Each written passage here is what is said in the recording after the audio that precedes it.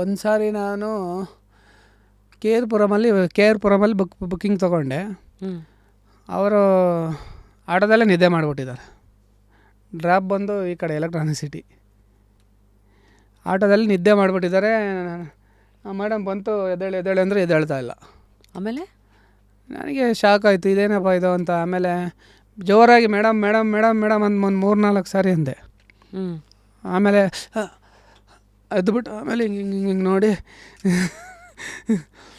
ಆಮೇಲೆ sir sorry sir ಬಂತಾ, drop location ಬಂತಾ ಅಂತ ಅವಾಗ ಕೇಳಿದ್ದಾರೆ. ಅದೊಂದು ಘಟನೆ ಇವತ್ತಿಗೂ ಮರೆಯೋಕ್ಕಾಗಲ್ಲ. ಆಮೇಲೆ ಪೇ ಮಾಡಿಬಿಟ್ಟು ಹೋದರು.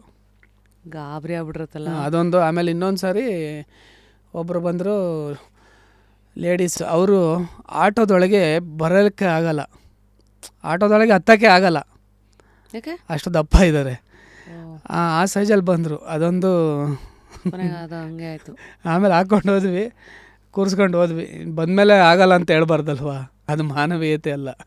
ಅದಕ್ಕೆ ಮಾಡಿ ಅಡ್ಜಸ್ಟ್ ಮಾಡಿ ಕೂರಿಸ್ಕೊಂಡು ಹೋಗಿ ಡ್ರಾಪ್ ಮಾಡಿದೆ. ಅದೊಂದು ನೆನಪು, ಅದು 2 ನೆನಪಿದೆ ಇವತ್ತವರೆಗೂ.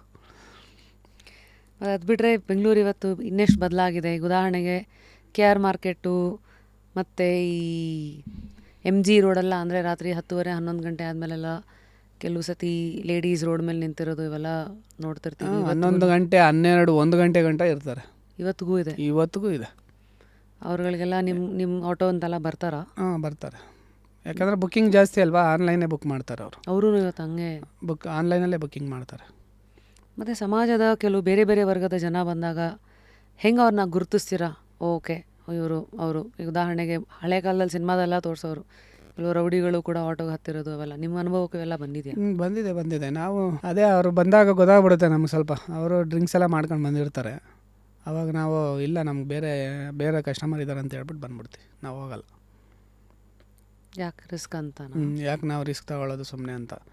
ಆನ್ಲೈನ್ ಅಂದರೆ ಸೇಫ್. ನಮಗೆ ಎಷ್ಟೇ ನೈಟಲ್ಲಿ ಹೋದ್ರೂ ಟ್ರ್ಯಾಕ್ ಇರುತ್ತೆ, ಎಲ್ಲ ಇರುತ್ತೆ, ಸೇಫ್ ರೈಡ್ ಇರುತ್ತೆ.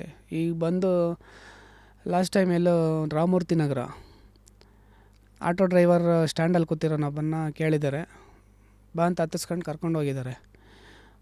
ಮುಂದೆ ಒಬ್ಬ ಫ್ರೆಂಡ್ ಬರ್ತಾನೆ ಅಂದ್ಬಿಟ್ಟು ನಿಲ್ಸೋಕೆ ಹೇಳಿದ್ದಾರೆ. ನಿಲ್ಲಿಸಿದ್ದಾನೆ, ಫ್ರೆಂಡ್ ಒಬ್ಬ ಹತ್ತಿದ್ದಾರೆ. ಅದಾದಮೇಲೆ ಇನ್ನೂ ಮುಂದೆ ಹೋಗ್ತಾ ಇನ್ನೂ 2 ಹತ್ಕೊಂಡಿದ್ದಾರೆ.